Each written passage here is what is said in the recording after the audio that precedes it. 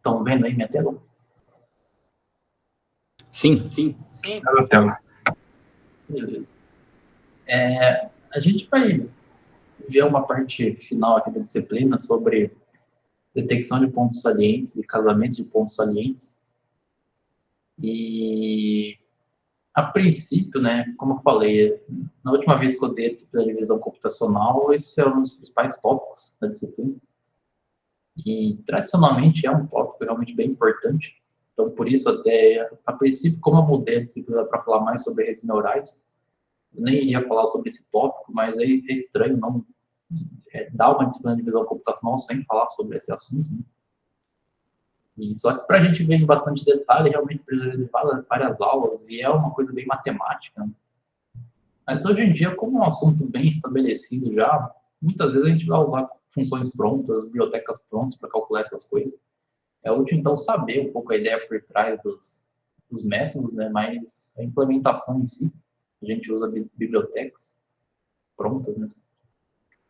E uma outra coisa também, eu vou apresentar o assunto aqui, as ideias gerais do assunto, como slides mesmo.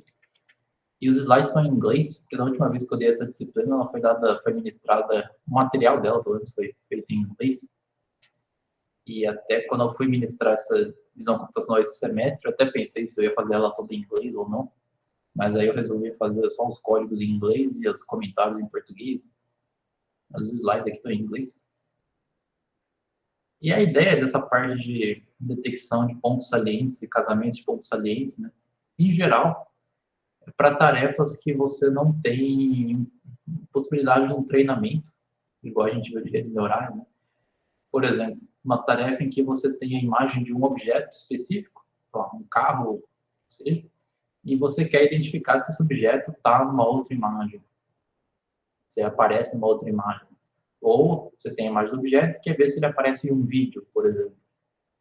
Nesse caso, você tem uma única imagem de referência, né? Você não tem um dataset ali de treinamento, você tem uma única imagem que você quer verificar se ela existe numa outra imagem. Ou, por exemplo, você tem um vídeo e aí você detecta uma certa pessoa nesse vídeo, de repente usando realmente uma rede neural, só que aí você quer rastrear o movimento dessa pessoa ao longo dos quadros do seu vídeo, né? Você poderia, a princípio, tentar treinar uma rede neural que detecta pessoas para aplicar essa rede em cada quadro do seu vídeo, ou você pode usar técnicas de rastreamento, em que você detecta a pessoa no primeiro quadro do vídeo e aí só tenta identificar essa mesma pessoa onde ela está nos próximos quadros do vídeo. E outro assunto que também é muito usado essa técnica é a criação de mosaicos ou panoramas de imagens. Quando você tem várias fotos de um cenário, por exemplo, e você quer juntar essas imagens, essas fotos em uma única grande imagem panorâmica, ou em dados biológicos também, né? Você tem várias fotos ali de um tecido e quer juntar tudo numa única imagem. Então você precisa encaixar essas imagens para criar uma única cena global, né? Então são todas essas tarefas que você quer, dado um padrão que existe numa imagem, identificar se esse padrão também existe em outras imagens, né? Tipicamente. E aí a gente vai ver, então, como detectar pontos salientes e aí como fazer esse casamento de pontos, que é a detecção de pontos salientes é isso, você encontrar pontos relevantes numa imagem, e o casamento de pontos salientes é você identificar os mesmos pontos salientes em imagens distintas, né?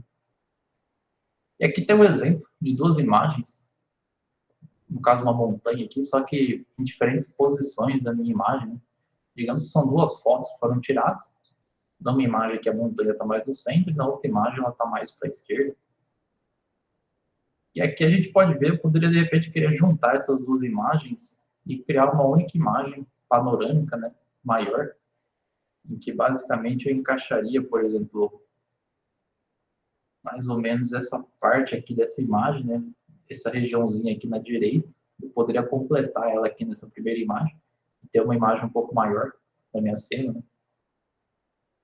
Ou eu posso querer também identificar se esse objeto que eu tenho aqui, esse pico dessa montanha que eu tenho numa foto, ele aparece na minha outra foto também.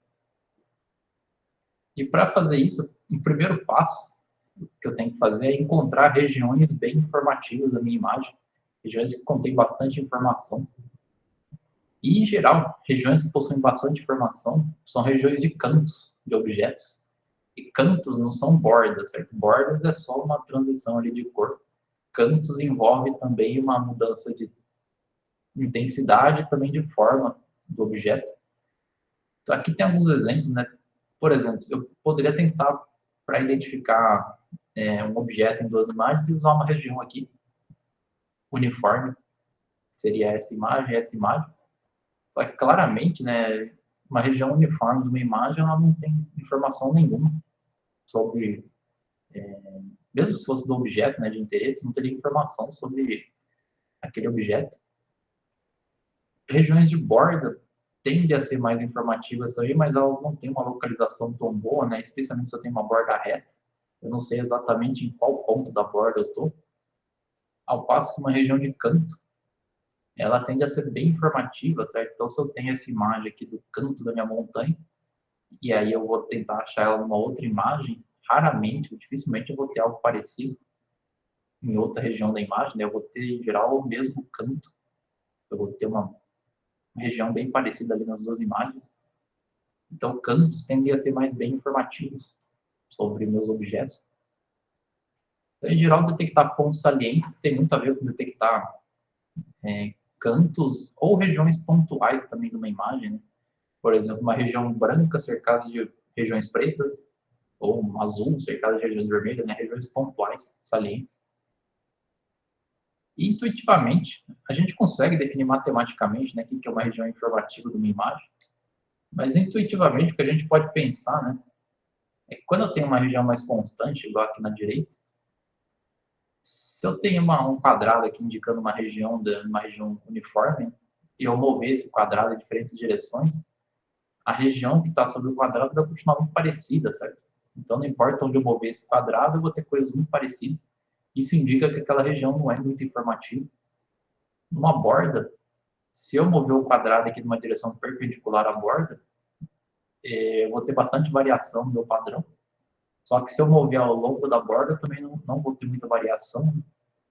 Ao passo que uma região aqui pontual, ou de um canto, conforme eu mover esse meu quadrado em torno dessa região, eu vou mudar bastante o que está sendo mostrado ali naquela região. Então, dá para imaginar isso. Quando eu perturbo aquela região e tem uma variação grande de valores, é porque aquela região é bem informativa, de maneira informal, né? E não só eu vou detectar regiões informativas numa dada imagem, mas a ideia é a gente fazer isso em múltiplas escalas. De forma similar com o que a gente viu em redes neurais, né, de codificadores, em geral você quer processar uma imagem em múltiplas escalas. Então o que a gente faz é criar uma pirâmide de imagens, que é uma dada imagem, e aí a gente vai lá e, por exemplo, pega essa imagem e reduz ela pela metade do tamanho, e aí reduz de novo pela metade do tamanho e assim por diante. Então você vai ter aquela imagem em várias escalas distintas. E aí você pode tentar encontrar regiões informativas em cada uma dessas escalas. Então, por exemplo, na imagem original, regiões informativas podem ser regiões de pequenos detalhes do meu objeto, né? Ao passo que numa imagem numa escala menor, região informativa vai ser detalhes, só que numa escala bem maior, de forma geral daquele objeto. Então, eu posso ter pontos salientes em diferentes escalas espaciais da minha imagem, que a gente, em geral, detecção de pontos salientes envolve olhar todas as escalas possíveis, ali, ou várias escalas possíveis, detectando pontos relevantes. E um filtro que é muito usado para detectar pontos relevantes é o chamado Laplaciano da Gaussiana. O Laplaciano da Gaussiana ele é responsável, né, por a maior resposta que ele pode ter é quando você tem uma região de uma cor cercada de regiões de outras cores. Então, uma região pontual. Que um canto também vai ser aproximadamente assim, né? Você tem uma região e em volta dessa região você tem outras aparências do objeto. Aqui tem um exemplo de uma imagem, né? E o resultado do filtro Laplaciano da Gaussiana, aqui na direita. E esse gráfico aqui seria o valor do filtro, né? Do resultado do filtro, para esse pixel específico aqui. Para esse pixel que está bem no centro do girassol. E aí, analisar isso em diferentes escalas, você pode ou pegar uma imagem e reduzindo o tamanho dela, ou, no caso do filtro Laplaciano da Gaussiana, é literalmente uma função gaussiana e a derivada segunda dela, que é o Laplaciano. Então, aí você pode controlar essa escala também pela largura da sua Gaussiana. Então, aqui você tem a resposta do filtro quando é uma escala muito pequena. E como esse filtro não pegou realmente a variação de intensidade, você tem uma resposta baixa. E conforme você aumenta a escala do filtro, até uma escala que case certinho ali com onde você tem a sua variação de intensidade, o filtro vai ter uma resposta máxima ali. E aí, se você aumentar ainda mais a escala, o filtro vai começar a ter uma resposta menor de novo, uma resposta pequena. Então, isso é uma coisa importante, né? Em geral, o seu filtro, para detectar objetos pontuais, né, regiões informativas de uma imagem, ele vai ter uma resposta alta, não só espacialmente, então, se eu estou naquele ponto informativo, vai dar uma resposta alta, se eu vier um pouco para o lado, ele vai dar uma resposta mais baixa. Então, espacialmente, esse seu filtro vai ter um pico de resposta, mas também, em diferentes escalas, ele vai ter um pico de resposta. Né? Se for uma região bem estável.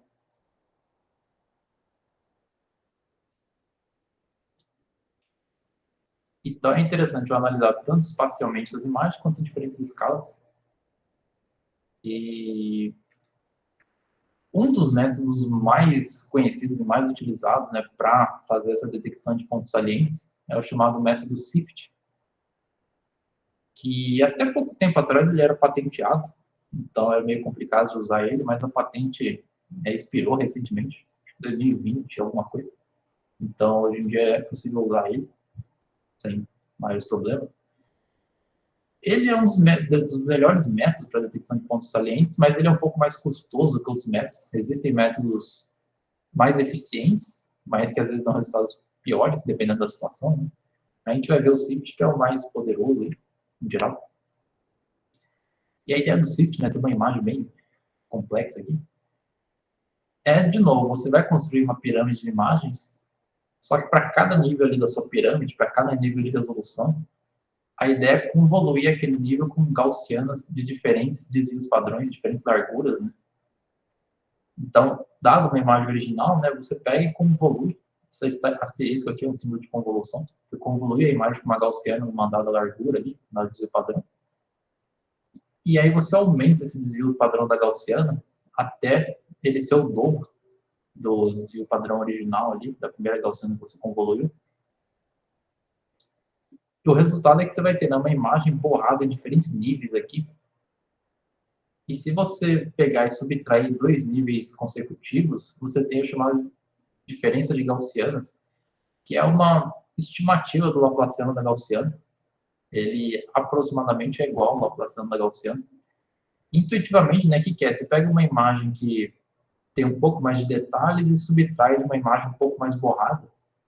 A ideia é que, se você pegar essa imagem e subtrair uma imagem um pouco mais borrada, detalhes um pouco mais uniformes vão sumir no resultado, certo? Você só vai manter coisas que são mais bem detalhadas, né, que não vão ser borradas depois que você, ou melhor, coisas que vão ser borradas depois que você aplicou uma certa gaussiana naquela imagem.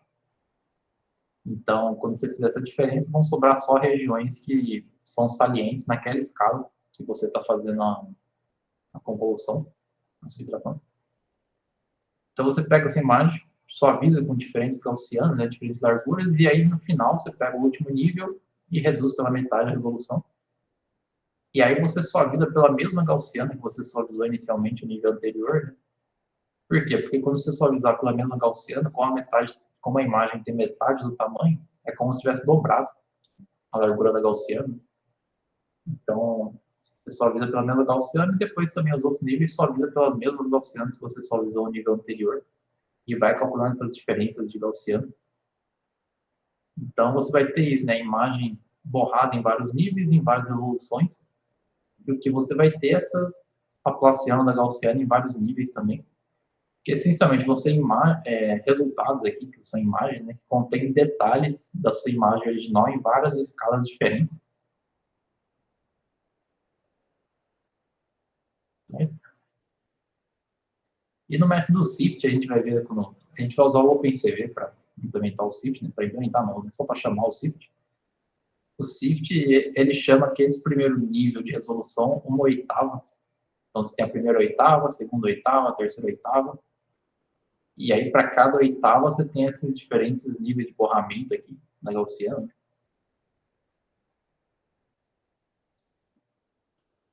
E aí, a ideia do SIFT é justamente isso, né? Você tem a sua imagem, o seu Laplaciano da gaussiana ali em várias escalas, e o que você vai tentar encontrar é valores de máximos, picos, né? Tanto espacialmente quanto na sua escala.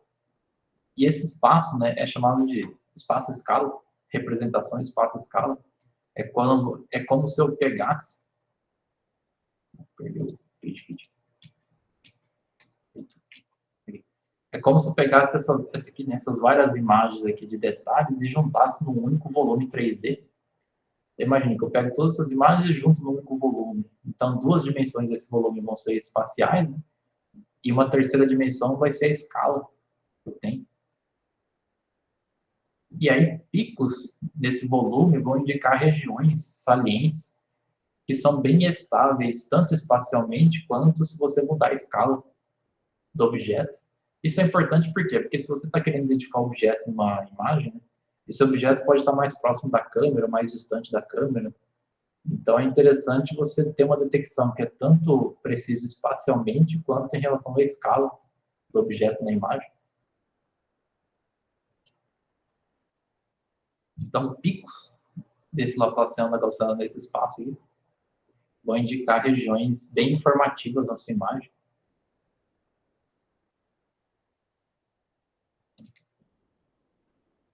E aí, nessa questão de localização de pontos salientes, uma última coisa, né, que justamente, imagina que você tem, isso aqui é só um corte ao longo de uma linha, por exemplo, de uma imagem, e o pico que você achou que foi a maior resposta ali do Laplaciano do Gaussiano, você tem um pixel específico ali. Em geral, é feita uma interpolação para achar uma posição bem precisa do seu pico. Então, por exemplo, se eu interpolar esses pontos, eu vou achar aqui uma posição específica de onde está o meu pico, que não depende da resolução ali da minha imagem, né, do grid de pixels, para realmente ser o mais preciso possível na localização do meu objeto. E aquele objeto, lembrando, ele pode estar, por exemplo, num vídeo se movendo ao longo dos quadros, né? E aí a posição do objeto se move, na verdade, num vídeo de forma discreta, ao longo dos pixels. Mas eu posso ter uma precisão maior se eu interpolar as posições dos picos que eu encontro ali no Laplaciano da Gaussiana. Então, isso é o processo para identificar pontos relevantes de imagem. Aí o que a gente quer fazer é, depois de identificar pontos relevantes de uma imagem, usando filtragem normal, eu quero de alguma forma extrair atributos desses pontos, que vão caracterizar os pontos.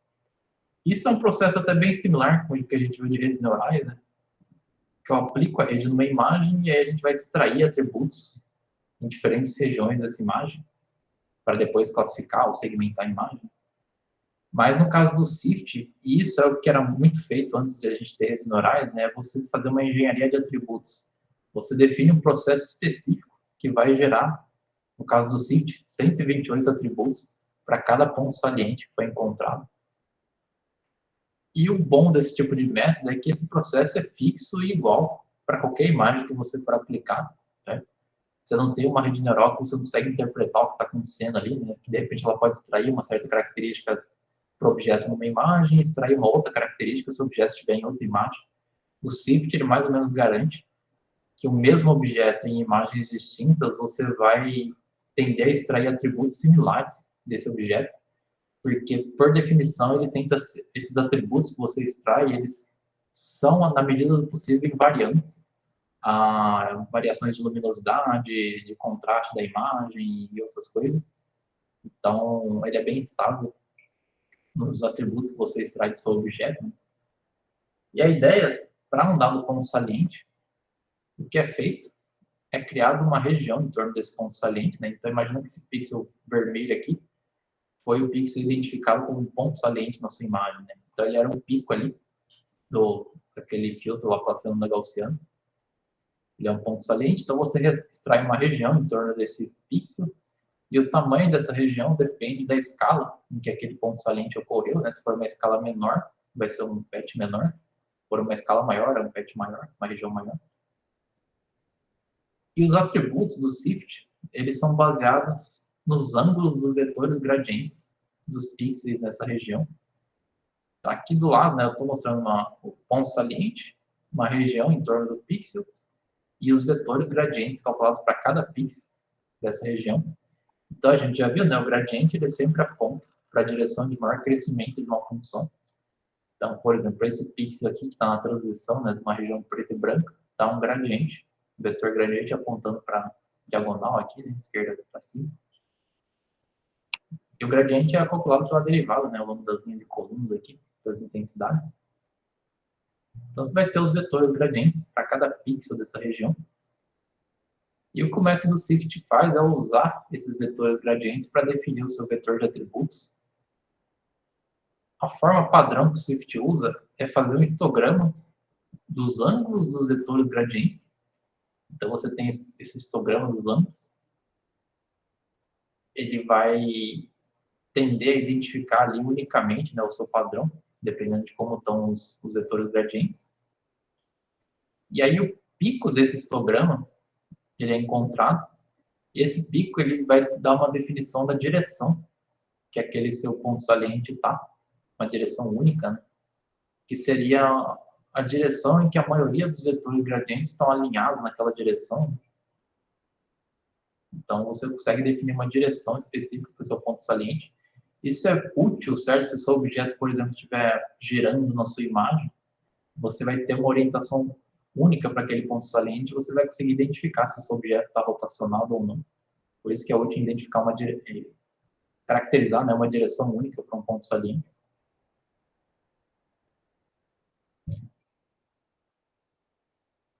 Bom, isso é para definir uma direção, né?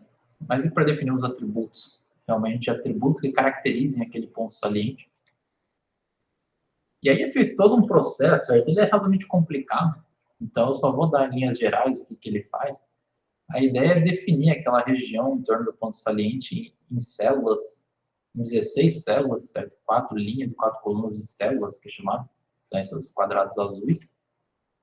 E aí, para cada uma dessas células, você faz um novo histograma dos vetores dos ângulos dos gradientes, usando 8 caixas. Então, você faz esse histograma usando 8 caixas de ângulos. E os valores, e aí você normaliza esses valores do histograma, né, pela soma deles. Isso vai dar um vetorzinho, então, de pesos que está associado, né, com a fração. E aqui a normalização é pela área, por isso que não é entre 0 e 1 nos valores, é pela área do histograma. Então, esse vetorzinho de atributos vai dizer vai ser proporcional, né? Cada valor é proporcional à fração de vetores gradientes possuindo um ângulo entre 0 e 45, por exemplo, o primeiro valor, entre 45 e 90 por segundo valor, entre 90 e 135, e assim por diante.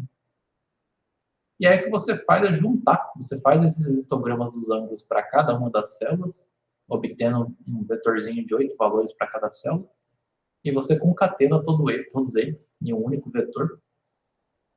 Com isso, você vai estar definindo um vetor de 128 valores que caracterizam aquele ponto saliente específico que você identificou na imagem. Ok? Então, foram 2 passos. Né? Você identificou regiões informativas da sua imagem, que são pontos salientes. Em inglês é chamado de key point, pontos chaves, né? Mas em português geralmente fala ponto saliente. Você identificou os pontos salientes, e aí para cada ponto saliente você define um vetor de 128 valores que caracterizam aquele ponto saliente. E pelo fato dele usar gradientes, você torna esse ponto saliente, esse vetor de características, na medida do possível, né, independente da intensidade da imagem.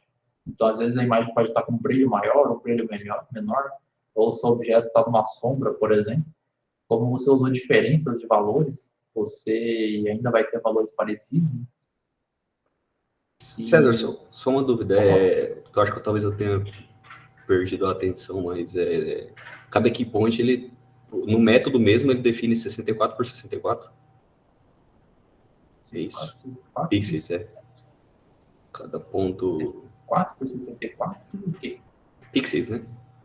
Outro 64 não, é 16 por 16.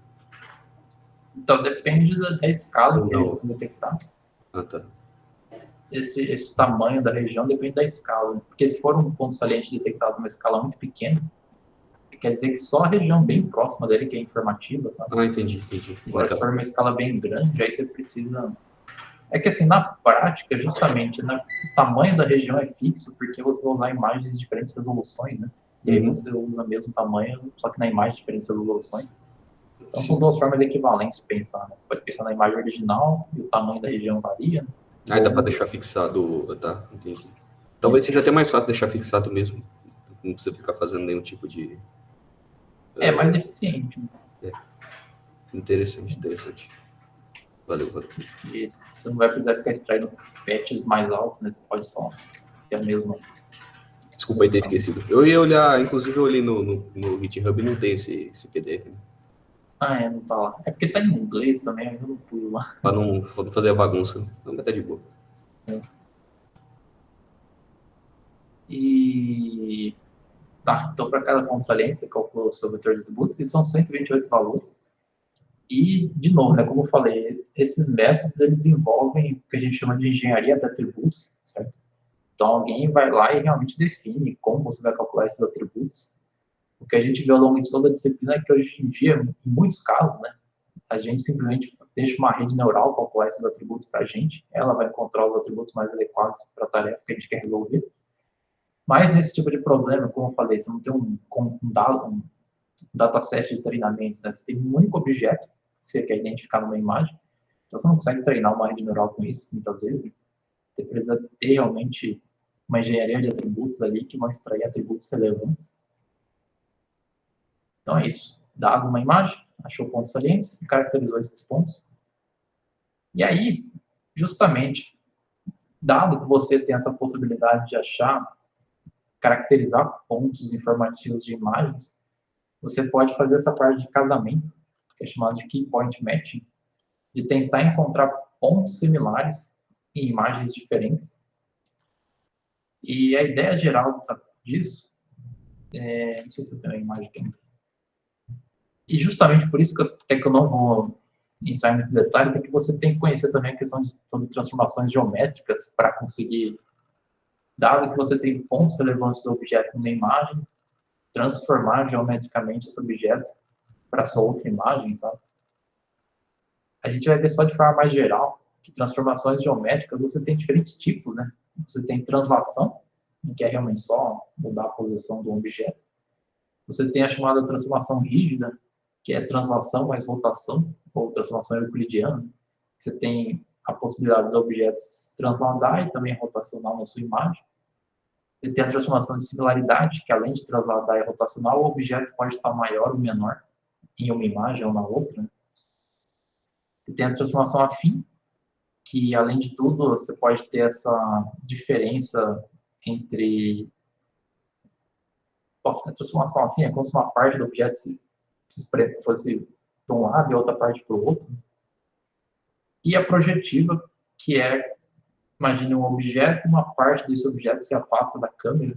Então, uma parte do objeto vai ficar menor, enquanto que a outra pode ficar maior. Né? Então, são diferentes transformações geométricas possíveis que um objeto pode sofrer entre imagens. E só para dar um exemplo de duas delas, transformações geométricas em geral são representadas por uma matriz. Então, a transformação, por exemplo, de translação, rotação mais escala, você pode representá-la por essa matriz em que você tem os pontos originais do seu objeto, dos pixels, e você aplica uma matriz de transformação que vão gerar os novos pontos, transladados, rotacionados em diferentes escalas. E a matriz de transformação é essa, né? Você rotaciona os pontos para o ângulo θ, translada eles por tx na direção x e ty na direção y, e muda a escala dos valores de um tanto s. Quando s é 1, é porque você está mantendo a escala. Quando s é 2, por exemplo, você está dobrando o tamanho do seu objeto. Então, com uma matriz desse tipo, que é muito vista em computação gráfica também, né, você consegue fazer transformações. dos pixels ou dos pontos do seu objeto. E a transformação mais geral, que em geral é usada em imagens, é a transformação projetiva, que você tem uma matriz aqui, 3x3, e tem 8 parâmetros possíveis. É possível mostrar que um parâmetro não é livre, então você tem 8 parâmetros possíveis, que é o mais geral, que é aquilo que eu falei, né? O objeto pode transladar, rotacionar, mudar a escala, e também ter essa questão de uma parte do objeto estar mais próxima da câmera do que outra. Em geral, você aplica essa transformação assim, né? Você tem 8 parâmetros, uma matriz 3x3 que você aplica, e vai gerar um vetor de 3 posições, e aí você normaliza esse vetor pela terceira posição aqui, tendo seus pontos finais. De novo, o ideal aqui é só pensar que você tem uma matriz de transformação que vai ser aplicada nos seus pontos. E aí a ideia é essa, né? Digamos que eu tenho a imagem de um objeto e eu tenho uma outra imagem aqui de uma cena global e eu quero identificar se esse objeto existe nessa imagem, que ele está contido na imagem. E uma possibilidade seria usar uma técnica mais básica de processamento de imagens, que é o template matching, casamento de templates, né? Seria fazer uma convolução com essa imagem ao longo da outra imagem e ver onde dá uma resposta alta. Só que o problema é que esse objeto, como está aqui, né, ele pode estar rotacionado, pode estar bem menor do que na imagem original aqui, pode estar atrás de outros objetos, como acontece aqui. Então, o que a gente faz é justamente, se a gente quiser saber se esse objeto está nessa imagem, e se a gente pode querer também achar a posição do objeto nessa imagem, certo? Então, por exemplo, eu quero tentar identificar se esse objeto está de pé, essa caixa aqui, né, ou se ele está deitado, ou se ele está em cima de uma mesa, né? O que eu faço é isso, eu detecto os pontos salientes do meu objeto, estão representados aqui por vermelho, e também detecto os pontos salientes na minha cena aqui global. Aqui eu só estou mostrando os pontos do objeto, mas teria outros pontos salientes detectados aqui na minha cena, depois a gente vai ver. A gente detecta esses pontos salientes e usa aquela questão dos gradientes para achar 128 atributos associados a cada um desses pontos, né? E tendo a posição desses pontos na minha imagem 1 aqui e na minha imagem 2, o que a gente pode fazer é casar esses pontos, que a gente vai ver em mais detalhes também, mas o que você faz é simplesmente comparar os valores daqueles vetores de 128 atributos. Então, para um ponto saliente aqui, você identifica o ponto saliente mais parecido com ele na outra imagem. E aí, para o outro ponto saliente, você identifica também o ponto saliente mais parecido com ele, para o outro também, e assim por diante. Então, identificando os pontos salientes mais próximos, você consegue casar eles para ver onde ele ocorre nas duas imagens. Ok? E é claro, pode ser que aconteça, né, de repente, um ponto saliente, por algum motivo, acabar sendo parecido com outro ponto, nada a ver. Existem verificações que você pode fazer, por exemplo, para um dado ponto saliente na imagem 1, você vê qual é o mais próximo na imagem 2, e aí se você vê para aquele ponto saliente da imagem 2, qual que é mais próximo a ele na imagem 1, e você vê se é o mesmo ponto, que pode ser que seja um outro ponto, então quer dizer que aquele casamento não é de muita qualidade, mas se o mais próximo não é esse aqui, e aí se você pegar o mais próximo dele na outra imagem também é o mesmo ponto, quer dizer que você tem um bom casamento ali. Então, como você acha os pontos equivalentes nas suas duas imagens? E aí, tendo essa nuvem de pontos, né, equivalentes nas duas imagens, você consegue estimar a transformação que leve esses pontos salientes na sua imagem 1 para os pontos salientes na sua imagem 2. Então, qual seria a translação, rotação, escala, por exemplo? Se eu aplicar nesses pontos dessa imagem 1, eu vou ter esses pontos da imagem 2. Isso tem todo um formalismo matemático, né? Mas a ideia é você juntar esses pontos numa matriz. Então, cada coluna da matriz vai virar um pixel ali, ponto saliente que você detectou numa imagem, e numa outra matriz você põe os pontos salientes da outra imagem. E uma matriz de transformação. Aqui é uma transformação afim, que está sendo suposta, o que vai acontecer? Você tem os pontos salientes de uma imagem. Você aplica uma transformação nesses pontos, você vai ter os pontos salientes na outra imagem. E aí a questão, o problema aqui é você otimizar essa equação para encontrar quais os parâmetros da transformação que melhor vão encaixar, né, esses pontos de uma imagem na outra imagem. E se você consegue fazer por otimização ou resolver de forma exata esse problema, usando a matriz pseudo-inversa, né? Mas a ideia geral é essa, né? Você quer achar quais os parâmetros de uma transformação que vão levar um conjunto de pontos no outro conjunto de pontos. E aí você tem um resultado como desse tipo aqui. Aqui eu mostro realmente o processamento completo, indicando todos os pontos salientes identificados em cada imagem, o casamento entre eles, a possibilidade de você ter outliers, né, entre pontos salientes. E aí o que você quer tentar fazer, né, é pegar essa nuvem de pontos que você detectou numa imagem e ver qual a transformação que você precisa aplicar nesses pontos para chegar na outra nuvem de pontos. Com isso você consegue identificar poses do seu objeto, né, numa cena. E dá para ver que teve um outlier aqui, e até dá para ver por quê, né, porque justamente esse ponto saliente você tem uma região branca e uma região em L aqui preta, né, no fundo da imagem. E aqui você também tem uma região branca e uma região L, que é o bolso da cadeira. Enquanto que aqui o ponto saliente seria o equivalente, ele está meio que cinza aqui no fundo, né? Então ele acabou sendo mais parecido com outro ponto saliente.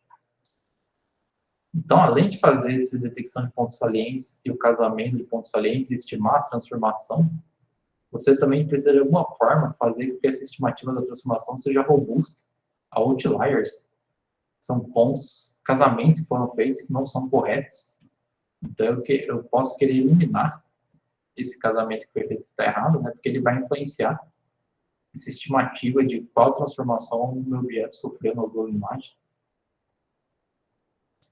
E isso é feito através do método Randsack, que é chamado. E passando a intuição dele, né? E ele é muito útil para outros problemas também, quando você tem possivelmente a presença de outliers. Imagine que você tem esse conjunto de pontos e você quer fazer uma regressão linear, fitar uma reta, né, nesses pontos. Se você considerar todos os pontos, por causa de outliers que você pode ter, que às vezes são erros de medidas ou valores espúrios ali que você tem, por causa deles a sua reta, não sei se eu tenho exemplo aqui, não, a sua reta vai tender a ficar bem mais inclinada aqui, né? Por exemplo, ao invés de passar aqui nos seus pontos, ela pode estar mais inclinada, porque os outliers vão ter um peso grande na sua ajuste linear. O método Randsack, para regressão linear, a ideia dele é a seguinte: você escolhe aleatoriamente dois pontos do seu conjunto. Então, tem aqui em vermelho dois possíveis pontos. E aí esses dois pontos definem uma reta que passa sobre eles, né? E aí o que você olha é o número dos chamados pontos inliers que você tem nessa reta, ou seja, pontos do seu conjunto de pontos originais que estão próximos dessa reta. Então, em vermelho aqui eu estou mostrando quais seriam esses inliers. São esses carinhas aqui. Né? E você conta esse número de pontos. E aí você repete o processo. Você sorteia outros dois pontos e vê o número de pontos que estão a uma distância menor do que um parâmetro aqui, essa reta. E você fica repetindo isso, sorteando dois pontos, vê o número de inliers, sorteia os dois pontos, vê o número de inliers. Você repete várias vezes. E aí você mantém a reta que você fitou sorteando dois pontos, que tem o maior número de inliers que foi encontrado. Então, no caso, dá para ver, né, que a reta vai ser isso daqui. Em algum momento vai sortear dois pontos aqui dessa nuvem e você vai ter um alto número de inliers. Então, você vai encontrar essa reta sendo bem insensível aqui aos valores dos seus outliers.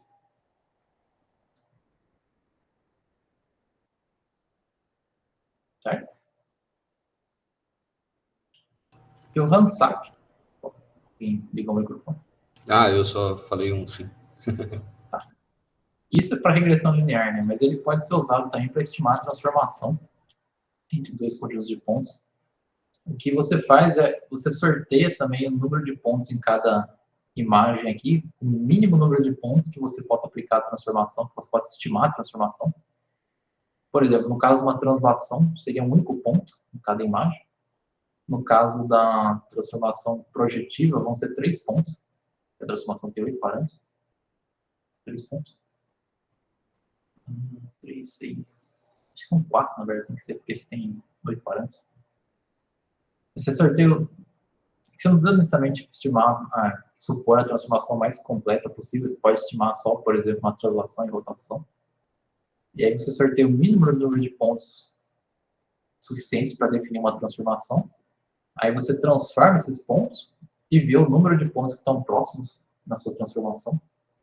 Então você vai fazer várias estimativas bem espúrias, né? Se você tiver outliers, porque essa nuvem de pontos vai acabar em várias regiões diferentes da sua imagem, mas você vai manter aquela transformação que leve esse nuvem de pontos mais próximo possível da outra nuvem de pontos.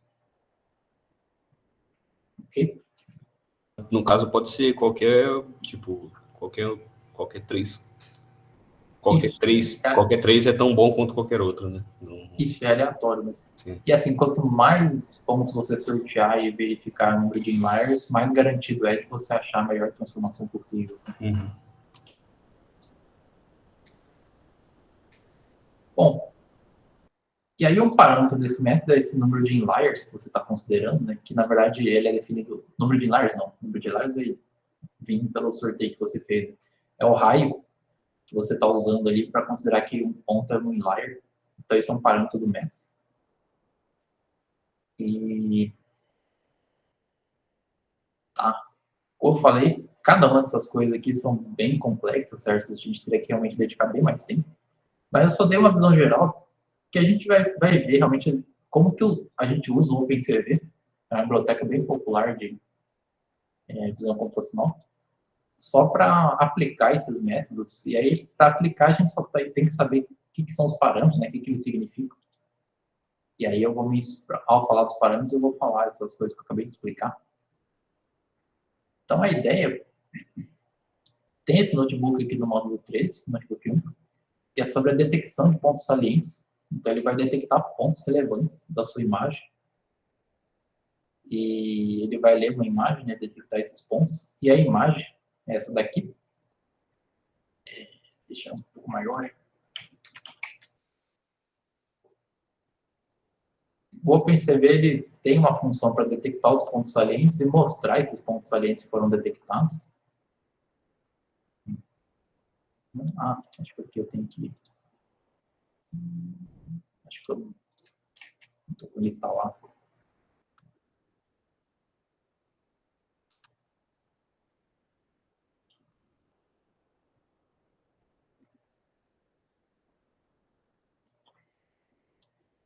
Então dá para ver, né? Se essa foi a imagem de entrada, eu só estou mostrando o resultado, depois eu vou mostrar as funções que a gente usou. O OpenCV ele vai mostrar os pontos salientes que foram encontrados e ele mostra os vários pontos e o tamanho do ponto saliente indica a escala que aquele ponto foi encontrado. E essa linha aqui indica a direção principal do ponto saliente, que é aquilo que eu falei da maioria dos vetores gradientes estarem apontando naquela direção, né? Então dá para ver, por exemplo, a mão aqui, a mão do homem, inclusive nas pontas do dedo dele e outras regiões do dedo, foram identificados pontos salientes numa escala bem pequena, certo? Não sei se dá para ver aí. Não, uma escala bem pequena. No meio não, só como se fosse uma bolinha mesmo. Né? Não está aumentando aqui. Então, você tem esses pontos salientes bem pequenos. Dá para abrir em outra aba, se o senhor quiser muito dar zoom. Mas é mais fácil ver os outros aqui. Aí você tem pontos salientes em escalas um pouco maiores. Tipo esse carinha aqui. Esse carinha aqui tem um outro ponto saliente numa escala maior e um ponto saliente numa escala bem maior. Imagina que essa imagem, se você reduzir bastante o tamanho dela, deixar ela bem pequena, o homem aqui em si, a camisa dele, né, vai virar um ponto saliente, certo? Que vai ser um ponto branco no meio ali de uma região verde, porque a imagem está bem pequena, né? Então vai ser um ponto saliente numa escala alta. Eu imaginei que era por causa das dobrinhas da camisa, mas não tem nada a ver, né? Seria por causa do fundo verde. Né? Não, se fosse as dobrinhas, seria pontos salientes bem pequenos, né? Também detectar. É por causa disso, né? A imagem vai ser bem pequena, vai ser um ponto branco ali, cercado de uma região verde. Então, o disco aqui também, né, foi detectado com um ponto saliente. A outra mão dele também, né, tem um ponto saliente. Então, o OpenCV ele mostra esses círculos, né, pontos salientes. César, duas coisas. Essa da mão aí talvez seja porque ela está entre o... Quando vai abaixando, ela vai estar entre o relógio e o frisbee, né? Talvez. O verde aqui, né? E ali eu achei interessante que aquela da pedra ali não parece tão... se bem que talvez pelo mesmo motivo, né? Que a pedra é meio lisa, né? Não tem informação ali, mas... Mas também é como se fosse uma bola branca aqui, né? Uhum. Bom, aí, usando o OpenCV, né, para detectar esses pontos informativos da imagem, o que a gente faz, né? A gente lê a imagem, e aqui a gente vai usar só o OpenCV, nenhuma outra biblioteca. A gente lê a imagem. Em geral, para mostrar a imagem, né, o OpenCV, tradicionalmente, ele faz um negócio que é bem criticado, né, que ele usa o padrão BGR, Blue, Green, Red, em vez de RGB. Então, se a gente quiser mostrar a imagem, tem que converter, que é literalmente só mudar o canal verde, não, o azul verde da imagem. E aí, para fazer a detecção de pontos salientes, o método SIFT, ele trabalha com imagens de nível de cinza, na verdade, tinha esquecido de falar isso, que ele usa só a imagem de nível de cinza, que pode ser ruim em algumas situações, certo? Mas pode usar outros espaços de cores também, né? E aí só usar um canal mais informativo. Então, você converte a imagem, e aí você cria o detector de pontos salientes, usando essa função, né, cv2.sifttCreate, e você indica o número de pontos salientes que você quer detectar, onde vai ter um limiar que vai definir pontos salientes menos relevantes que vão ser removidos, o número de oitavas que você quer considerar, que é o N-octave layers, que é justamente o número de resoluções diferentes que você vai analisar. Tem um threshold de saliência aqui, de contraste. Isso daqui é justamente um ponto saliente que tenha um valor menor do que esse não vai ser considerado como saliente. Isso aqui é literalmente o valor lá do Laplaciano da Gaussiana. Se o Laplaciano da Gaussiana tiver um valor menor do que esse, é porque aquele ponto saliente não é considerado saliente o bastante. É o limiar de saliência. Tem um limiar aqui também que é usado para remover bordas de imagens que podem acabar sendo salientes, mas podem não ser muito informativas para a localização do objeto. E tem um sigma inicial, que é a suavização inicial da Gaussiana. Aquele sigma da primeira imagem lá que vai ser suavizada, e depois esse sigma vai ser multiplicado para suavizar cada vez mais a imagem. Então, por exemplo, se ao invés de 50 pontos a gente quiser usar 500 aqui, a gente tem bem mais pontos salientes, inclusive a bandeirinha aqui, né, o topo desse pau aqui que tem, vai ter vários pontos salientes. E, em geral, quanto mais pontos salientes, mais robusto é o seu método, né? Porque depois você vai fazer o casamento de pontos, estimar transformações, só que também mais custoso vai ficar, né? Porque você vai ter mais pontos relevantes na sua imagem, mais pontos para estimar a transformação e tudo mais. Então, em geral, você quer um balanço entre ter bastante ponto saliente para ser bem informativo, mas não ter muitos, para não ser muito custoso. Então, 500 pontos. Eu nem sei se tem 500 aqui, aí depende do limiar que você usa aqui, né? Se você quer pontos bem salientes ou não. E aí, isso vai criar os pontos salientes, e aí você chama a função detect, passando uma imagem para ele, vai criar o objeto, né? Porque criou objeto de detecção de pontos salientes. E aí você passa uma imagem para ele. O Nune aqui, o Nune acho que seria a imagem de saída. Você pode mandar para ele a imagem de saída, e aí ele vai pôr os... Não tenho certeza porque tem que passar o Nune aqui. O que ele retorna é os key points. E aí o OpenCV tem uma outra função, draw key points, em que você vai passar a imagem original dos key points. Aí esse none aqui é certeza que seria possivelmente um array onde ele vai desenhar os key points a sair. Mas ele também retorna esse array como saída aqui da função. E aí você tem uma flag aqui para desenhar, para indicar como que você quer que desenhe key point. Às vezes ele desenha, você pode desenhar só como um ponto, ou tudo como um círculo, sem mostrar a escala, sem mostrar a direção. Daqui seria mais complexo, que mostra a escala e a direção dos key points. Então, você consegue usar o OpenCV para fazer essa detecção de pontos relevantes, né? E é possível imprimir informações desses key points. Aqui, por exemplo, eu estou chamando uma função keyPointInfo, que vai receber o primeiro key point, que essa função está aqui em cima. Ela vai retornar vários atributos desse key point, né? Então, ela retorna, por exemplo, a posição, qual pixel que aquele key point foi encontrado. E aqui dá para ver que é uma posição em ponto flutuante, porque o OpenCV faz aquele esquema de fazer uma interpolação para identificar a posição bem específica daquele key point. Você tem o ângulo dele, em graus, o tamanho, que seria a escala que ele foi detectado, qual oitava que ele foi detectado. E aqui o -1 é que o OpenCV, na verdade, ele dobra a resolução da imagem para fazer a detecção de menor nível. Então, ele não faz a detecção da imagem original, ele faz uma detecção, né, no dobro da escala, né, que seria uma imagem com o dobro de tamanho, para ser mais preciso. Então, ele mostra como -1. Se fosse 0 é porque é na imagem original, se fosse 1 é porque é uma imagem da metade do tamanho, o -1 indica uma imagem do dobro de tamanho. O layer aqui seria aquela camada ao longo de uma dada oitava, ou seja, qual suavização da gaussiana foi feita ali para detectar aquele key point. A escala está associada com a oitava, aqui a escala justamente está 2, indicando que é o dobro do tamanho da imagem original. Poderia ser meio ou um quarto e assim por diante.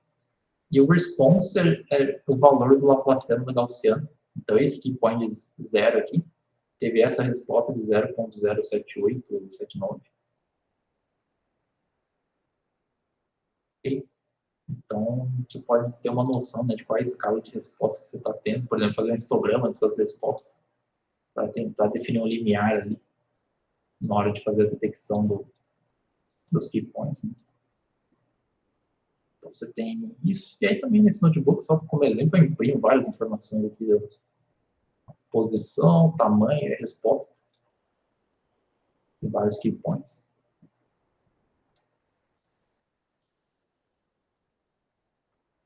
Bom, isso são pontos relevantes que foram detectados na imagem.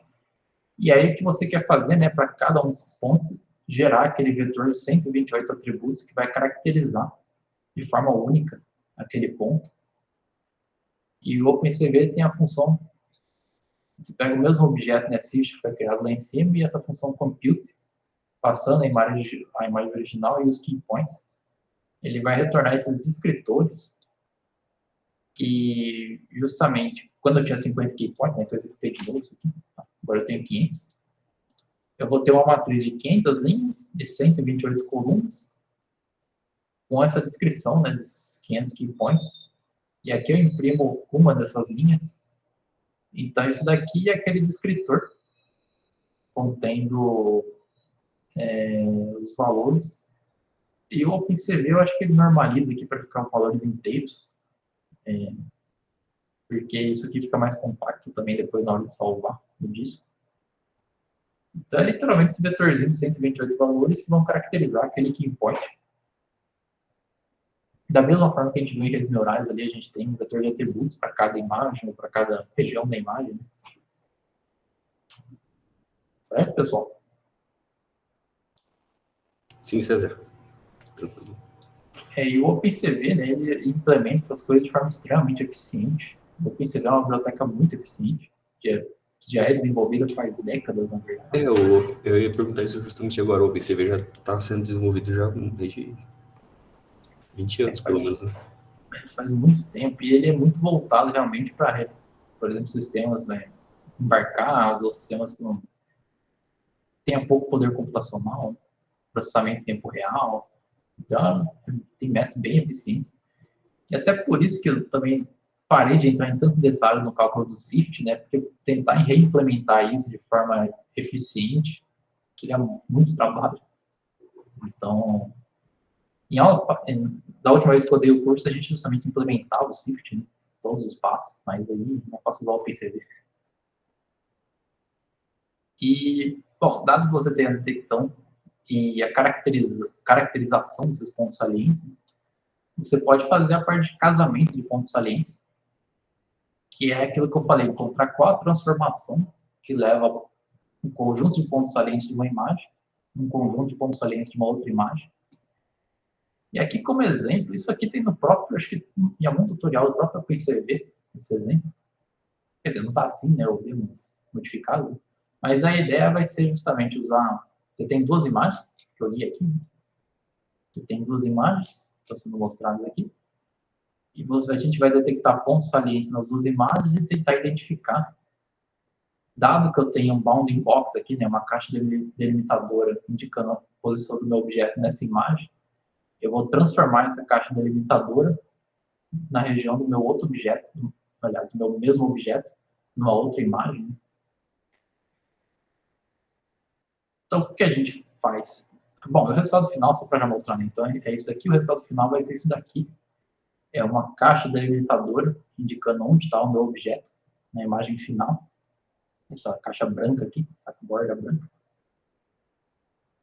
Então, essencialmente, a primeira coisa é detectar os pontos salientes nas duas imagens.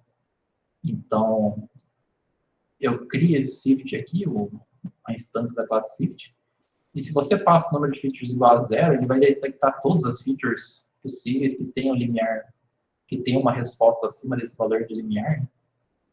Como eu falei, quanto mais features, na verdade, vai ser mais robusto o seu método, apesar de mais custoso. Então, eu passei 0 aqui. E aí a gente detecta os pontos salientes nas duas imagens, que eu chamei de image box, que é o meu objeto, e image scene, que é a cena global ali. Você detecta. Aí, no notebook anterior, a gente chamou essa função de forma separada. Você pode chamar só a detecção e depois o cálculo do vetor de atributos. Ou você pode fazer as duas coisas ao mesmo tempo. E aí ele retorna os key points e os descritores daquele key point, daqueles key points. Então, você tem as duas coisas. Aí aqui eu desenho os key points que ele detectou, igual no notebook anterior. Então a gente tem essa situação aqui. No meu objeto, ele detectou esses vários key points. E aqui na minha cena, ele detectou também vários key points. Alguns deles estão em cima do meu objeto também. E note que, além de ter vários key points ali em outros lugares, também nem todos os mesmos key points são detectados no objeto, certo? Então, esse key point, que é maior, aqui foi detectado aqui, né? Mas esses outros três aqui maiores, por exemplo, não foram detectados aqui. Mas o importante é que pelo menos uma fração dos key points tenham sido detectados em ambos os objetos, em ambas as imagens. E aí a gente faz o casamento desses pontos salientes. O OpenCV tem essa classe BF Matcher, BF de Brute Force, força bruta, né? Que ele literalmente faz isso, né? Para cada key point numa imagem, ele vai achar o mais próximo da outra imagem, mais parecido, né? Comparando aquele vetor de 128 atributos, pegando o mais próximo, mais distância euclidiana mesmo. Ou MSE, né? No mínimo. É distância euclidiana, né? Vai pegar os dois pontos mais próximos. Ele vai retornar esse objeto, que é uma lista, né? Com esses matches que foram encontrados. E aqui, se a gente, esse matcher, ele vai ter esse método KNN-match. Se eu passar os descritores, né, do meu objeto, da minha cena, e k igual a 2, ele vai encontrar para cada ponto de um conjunto aqui, os dois pontos mais próximos no outro conjunto. E o porquê de 2 aqui a gente vai ver. Isso vai ser usado para fazer uma checagem, né? Em geral, a gente quer o mais próximo só. Mas tendo os dois mais próximos, a gente consegue fazer uma checagem de estabilidade. Então, ele vai retornar essa lista com os índices. Isso aqui só tem, não sei se eu tenho um exemplo aqui, né? Bom, eu tenho um print aqui. Mas isso aqui é uma lista. Por exemplo, o key point de índice 12 desse cara casa com o key point de índice 32 desse cara. Então, é só uma lista com 12 e 32 aqui, né? Os valores 12 e 32. De quais são os índices. Ah, bom, dos dois mais próximos, na verdade. Então, você tem esses matches. Ah, bom, e aí eu estou imprimindo aqui, né? Então, eu tenho o match 0, que são os dois pontos mais próximos, esse carinha aqui. E aí, eu tenho o ponto mais próximo, que é esse carinha aqui. Então, isso aqui vai ter os dois casamentos que foram feitos, né? Os dois pontos mais próximos e o ponto mais próximo. E aí a gente pode imprimir as informações, né? Então, por exemplo, o key point 0 desse objeto aqui, do meu objeto, o key point mais próximo da minha outra imagem é o de índice 336, e eles possuem uma distância de 212 entre eles. E aí, para esse mesmo key point do meu objeto, o segundo key point mais próximo é o de índice 717, a distância é 256, ponto alguma coisa. Então, você tem quem são os key points mais próximos e qual a distância entre eles. Isso seria fácil fazer usando um NumPy também, certo? Mas o PCB tem uma função pronta para isso. Só calcular as distâncias. E aí, a gente pode fazer os critérios justamente de quais são bons matches. Tem dois critérios possíveis, né? Um é aquele que eu falei. Se esse cross-check na hora de fazer o match for true, ele vai fazer essa checagem, né? O key point da imagem 1, ele vai encontrar o mais próximo da imagem 2, e ele vai checar se para esse key point da imagem 2, aquele key point da 1 também é mais próximo dele. Senão não vai dar um match. Mas eu usei o falso aqui, porque aí eu usei uma outra estratégia, que é definindo no próprio artigo original do SIFT. O que a gente faz? Né? A gente pega o key point mais próximo e o segundo mais próximo e compara a distância entre eles. Então, qual a distância entre o key point mais similar e o segundo mais similar? Se for uma razão bem pequena isso daqui, porque a gente pega o mais similar dividido pelo segundo mais similar, a distância mesmo. Se for uma razão pequena, significa que realmente o melhor match ali, ele é bem distante do segundo melhor match. Então, quer dizer que é um match bem estável isso daqui. Já se esse valor for alto, significa que o melhor match é parecido com o segundo melhor match. Então, possivelmente esse match, né, esse casamento não é tão estável. Então, você pode definir essa razão e ver se ela é menor que um certo limiar, que vai indicar que é um casamento bem estável. Né? E aí o PCB tem uma função para desenhar esses casamentos. Né? César, seria quase impossível dar uma divisão por zero aí, né? Só se tiver dois pontos que por algum motivo deu zero, não tem como, né? Pode até dar. Era bom fazer uma um epsilon aqui.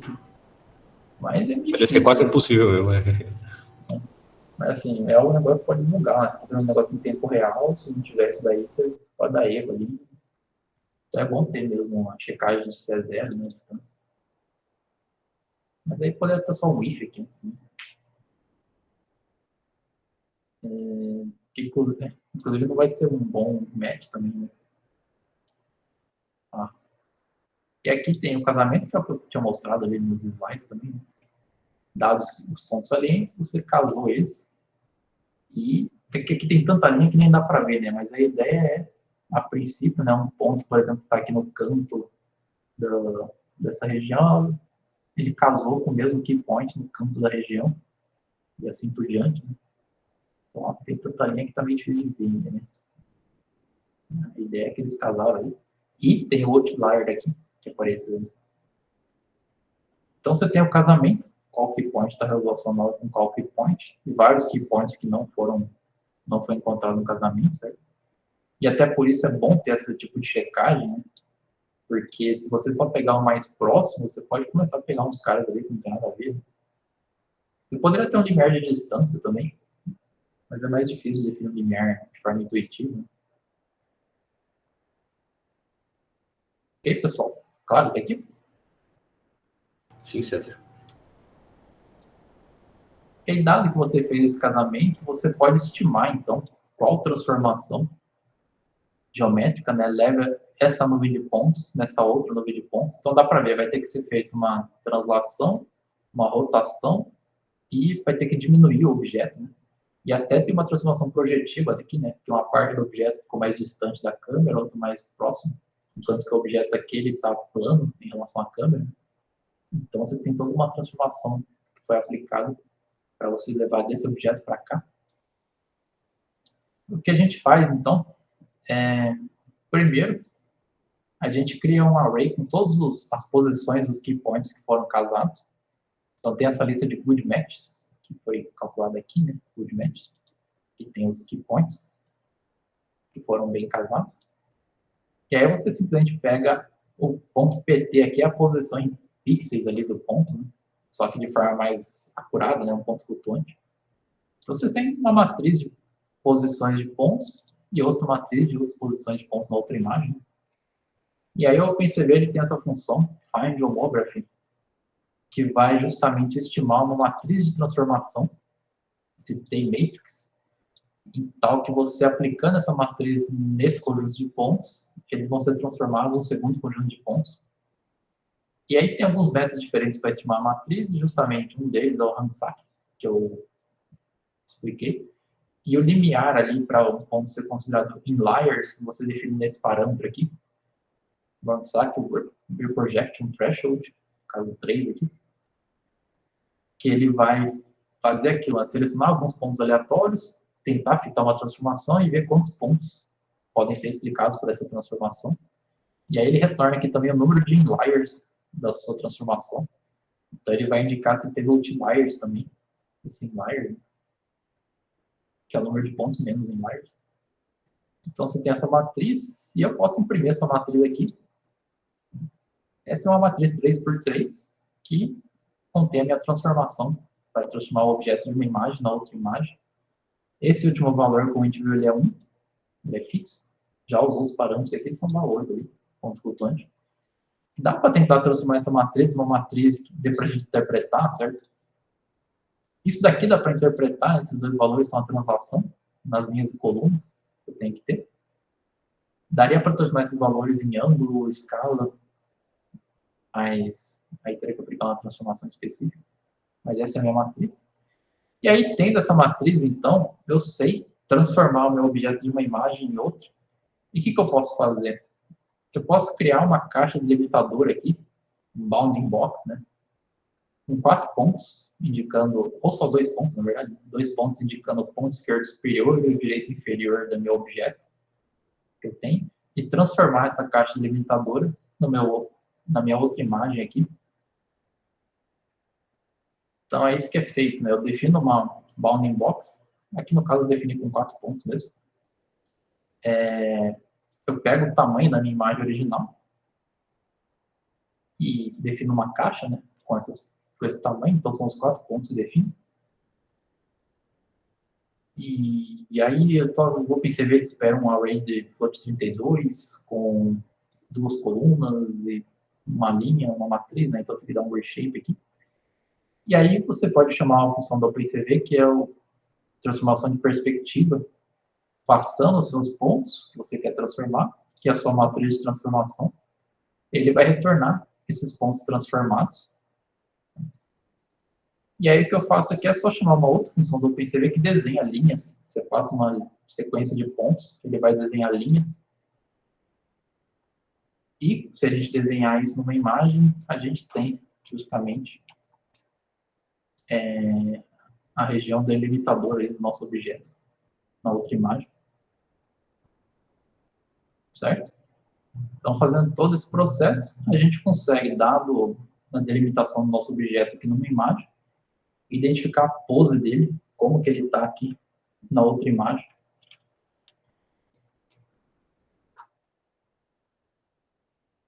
Certo, pessoal?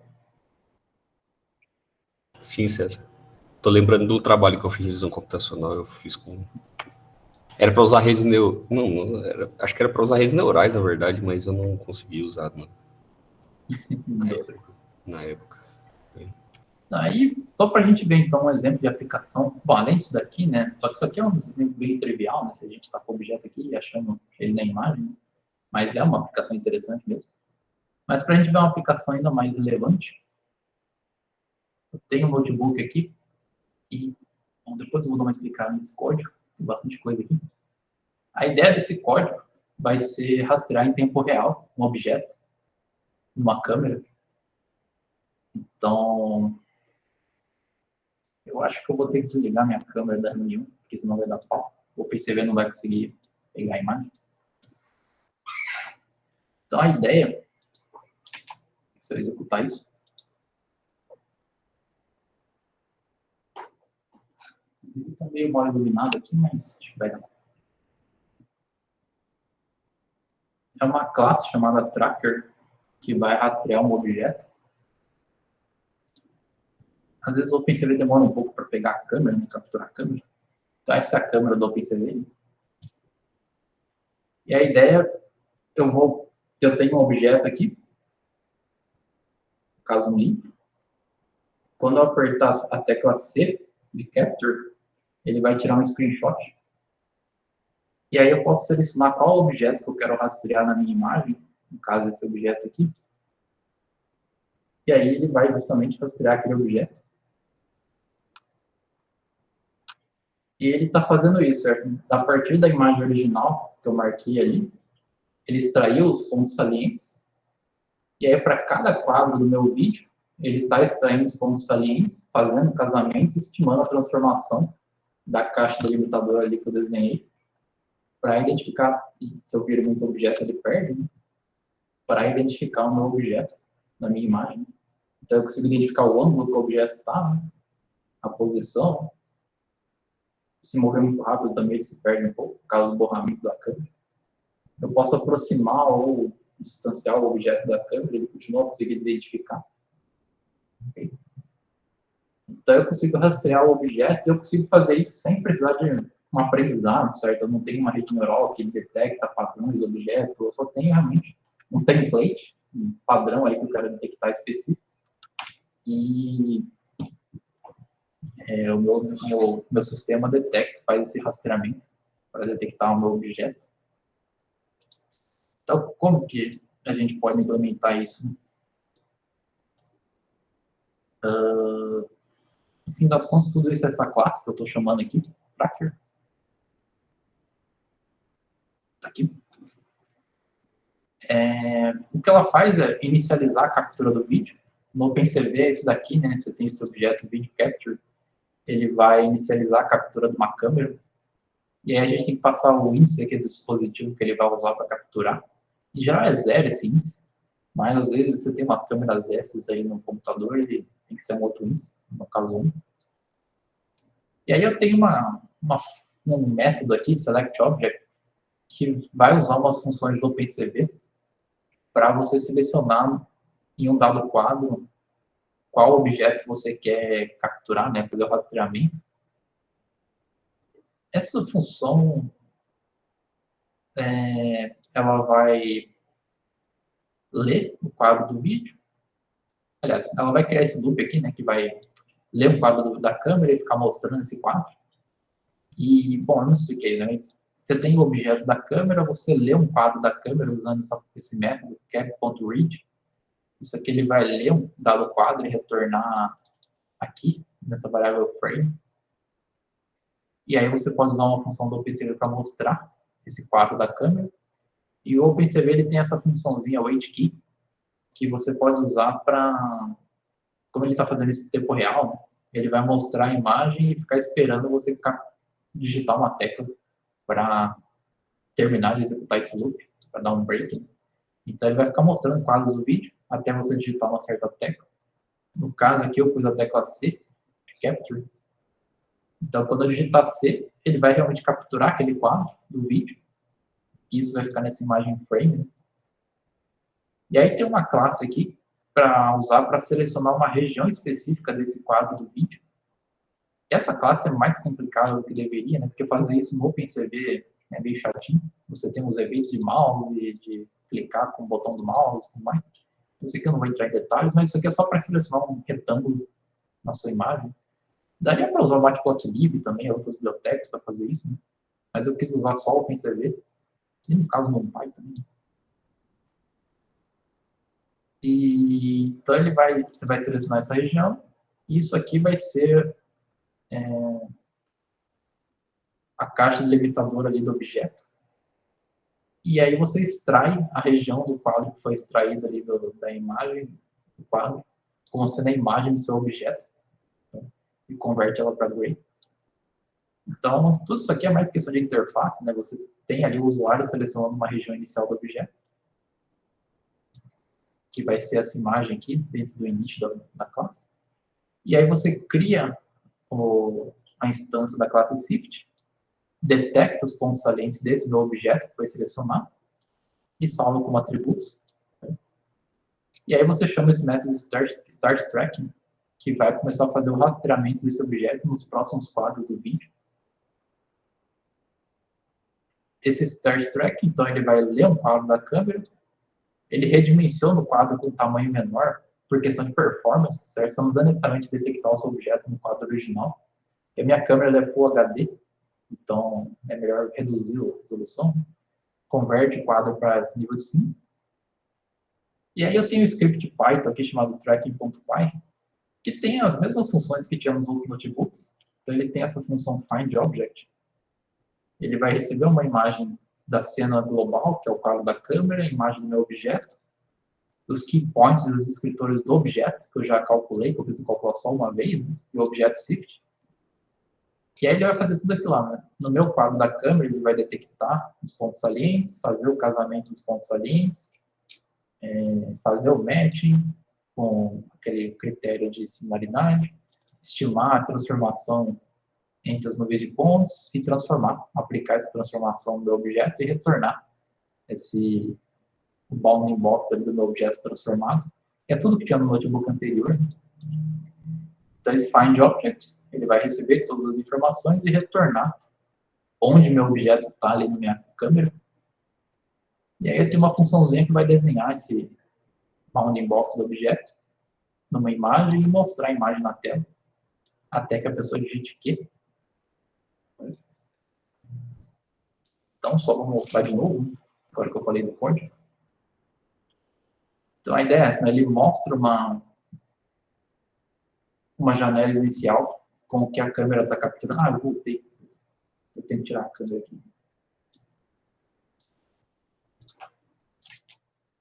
Ele mostra uma janela inicial com o que a câmera está capturando, para você capturar realmente uma imagem fixa, para poder selecionar o objeto ali na sua câmera. Isso daqui. Ele está capturando a minha câmera.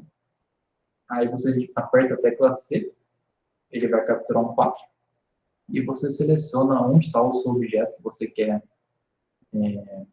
rastrear. E aí ele vai fazer toda aquela parte de detecção de pontos salientes, casamento, para saber onde está o seu objeto na sua cena. E aqui, como exemplo, peguei um livro que tem bastante detalhe, né, porque isso ajuda. Inclusive, como a gente viu, o método ele é robusto à oclusão. Eu posso ter coisas na frente do objeto, mesmo assim ele ser razoavelmente robusto, certo? Então, essa é uma aplicação de detecção de pontos salientes, sem precisar treinar uma rede neural, um sistema, um classificador, né, um detector de objetos, eu consigo fazer esse rastreamento usando pontos salientes. Certo, pessoal?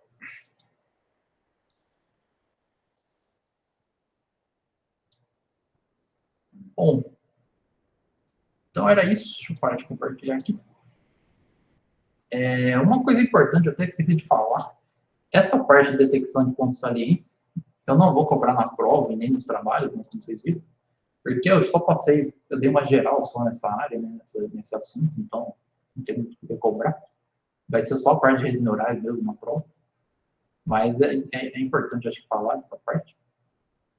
E alguma dúvida?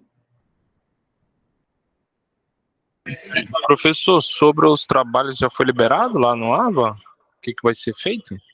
Sim, eu falei no começo da aula. Acho que você não estava. Depois eu vou pôr a gravação lá também, do que eu falei. Perfeito, obrigado. Então é isso, pessoal. Aí, da disciplina, era isso que a gente ia ver mesmo. Então a gente não vai mais ter aula. Então não tem aula semana que vem. Só vai ser os projetos mesmo, entregar os projetos depois da prova. E assim, eu espero que tenha sido proveitoso. Foi bastante coisa que a gente viu, né? Especialmente de redes neurais aí. A gente viu bastante código. Eu decidi fazer a disciplina bem voltada para essa questão de códigos mesmo, né? Então, o código foi o principal e a gente vê a teoria em volta disso. Que acho que redes neurais, às vezes, as coisas parecem muito místicas em alguns momentos, mas no fim das contas a implementação é multiplicação de matriz, né, basicamente. Então eu acho que ver os códigos ajuda bastante. Certo, pessoal? Dúvidas? Nenhuma? Tranquilo, César. Valeu aí pela disciplina. Tranquilo, professor. Obrigado. Eu tô com dúvida em relação à prova. Faz uns anos que eu não faço prova, então eu não sei mais nem fazer isso. O professor pode dar uma dica de mais ou menos como que é, se é múltipla escolha, se você tem que codar na mão, se a gente vai ter um computador, não sei mesmo. Vai ser dissertativo. Beleza. E não vai ser tanto fazer código, sabe? No máximo, assim, um pseudo-código ou coisa mais geral, não o código que treina uma rede neural. Vai ser mais a parte de conceito, professor? Mais conceitual mesmo. E eu vou liberar uma outra lista de exercícios com essa segunda parte. Assim, uma parte da lista 1 que eu já liberei vai cair na prova, né, a parte de convolução ali, mas eu vou liberar uma outra lista com o resto, outra parte. E a prova vai ser assim, meio parecido com a lista, sabe? As perguntas. Então, vai ser nada muito diferente. Boa. Beleza, professor. Obrigado, viu?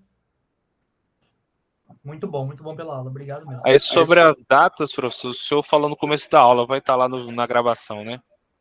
Isso. Então, a data da prova, eu percebi quando eu falei no começo da aula que talvez, a princípio, a prova seja dia 15 de julho, né, do mês que vem. Só que se a greve acabar até lá, eu vou estar dando aula na graduação. E aí eu não vou poder aplicar a prova nesse dia.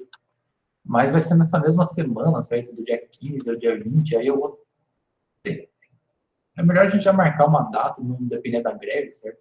Aí eu já vou tentar marcar uma data, eu mando uma mensagem no aula para a gente tentar combinar uma data. Um questionário ali para ver a data que todo mundo pode. Uma data diferente, um horário diferente.